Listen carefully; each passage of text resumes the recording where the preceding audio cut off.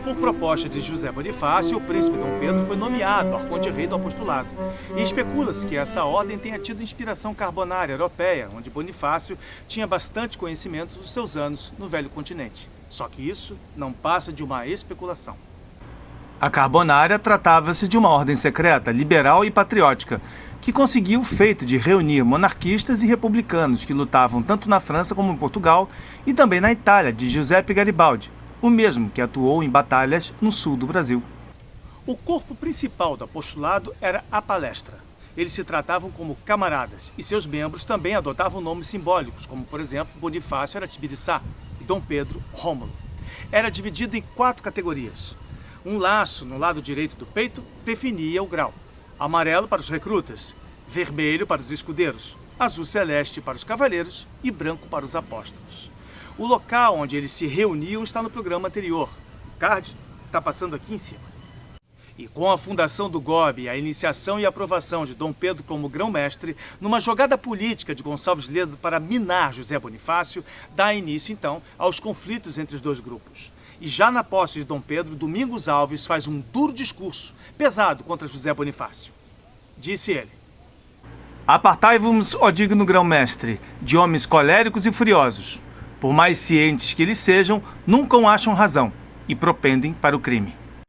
E José Bonifácio guardou o momento certo para dar o troco. E quando ele soube que Gonçalves Ledo, Cônego Januário e Clemente Pereira haviam exigido de Dom Pedro 3 assinaturas em branco e o juramento prévio à Constituição, José Bonifácio convence Dom Pedro a não assinar os documentos, pois se tratava de um golpe para tomar-lhe o poder, e manda suas tropas encerrarem as reuniões da Assembleia Constituinte que aconteciam na Cadeia Velha. E depois disso, Dom Pedro encerra os trabalhos da maçonaria enviando uma carta para Gonçalves Ledo no dia 21 de outubro, como vimos em programas anteriores. O card está passando aqui em cima. Mas Dom Pedro recuou e acaba autorizando o retorno dos trabalhos maçônicos. Porém, isso não foi possível, devido ao processo de perseguição de Bonifácio contra os partidários de Gonçalves Ledo e a consequente prisão de todos os seus membros que eram do Grande Oriente. Esse episódio ficou conhecido como a Bonifácia. E uma portaria do governo encorajava as delações que se estendia a devassa em outras províncias. Todos que tinham assinado o pedido de uma nova constituinte foram considerados conspiradores, presos e deportados. Eram chamados de terríveis monstros desorganizadores, facciosos inimigos da ordem pública, traidores do império. De todos eles, Bonifácio se vingava.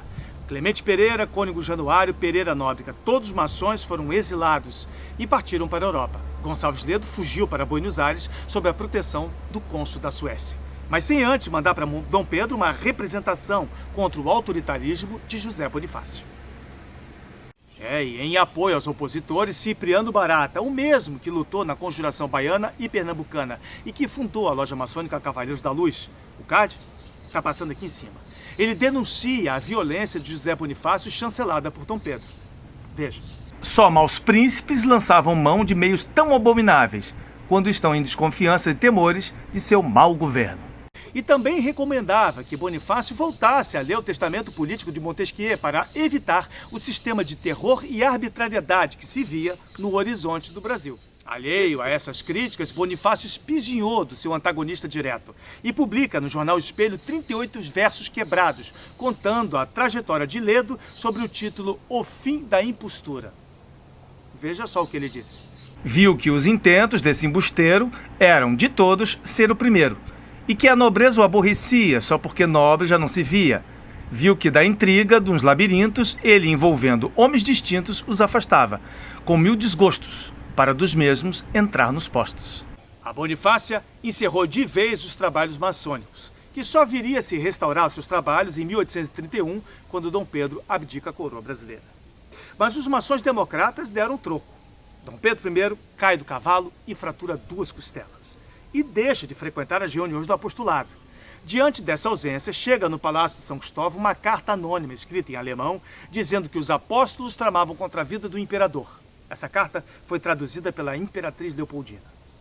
Ao receber essa carta, Dom Pedro I chama José Bonifácio para vir até o palácio, por volta das 6 horas da tarde. Mas, no entanto, o ministro fica acompanhado da imperatriz, pois Dom Pedro, sem nada avisar, parte para a sede do apostolado com 50 soldados. Confisca o cofre os documentos e anuncia aos presentes: podem se retirar, ficando cientes de que não haverá reuniões do apostolado sem a minha ordem. 15 de julho de 1823. O fato de Bonifácio ter sido chamado ao passo com a recomendação de que não saísse, sugere que o imperador queria poupá-lo do constrangimento que foram submetidos os demais apóstolos. De qualquer forma, isso foi uma espécie de prelúdio do que seria mais tarde a queda dos Andradas e o exílio de Bonifácio na França, no mesmo ano, após o fechamento da Assembleia Constituinte, feita por Dom Pedro. E anos mais tarde, os maçons do GOB e os apóstolos iriam acabar unindo forças para derrubar Dom Pedro do trono, o que de fato realmente veio a acontecer com a abdicação do trono no dia 7 de abril de 1831.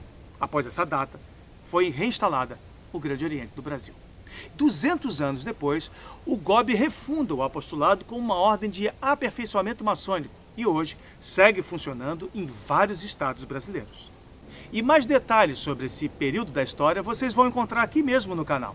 E convido a vocês para virem assistir 4 videoaulas sobre os bastidores da independência do Brasil, o primeiro reinado, com a participação dos maçons sobre este processo. Bom, e assim chegamos ao fim a mais um programa Maçonaria na História. Espero que vocês tenham gostado. No nosso próximo encontro, iremos fazer um especial sobre a vida de José Bonifácio de Andrada. Compartilhe esse vídeo com os demais irmãos maçons, com os veneráveis. Se inscrevam no canal e no final do programa anotem os contatos para que vocês possam levar para suas cidades os espetáculos maçônicos que realizam pelo Brasil há mais de uma década. Fraternal abraço.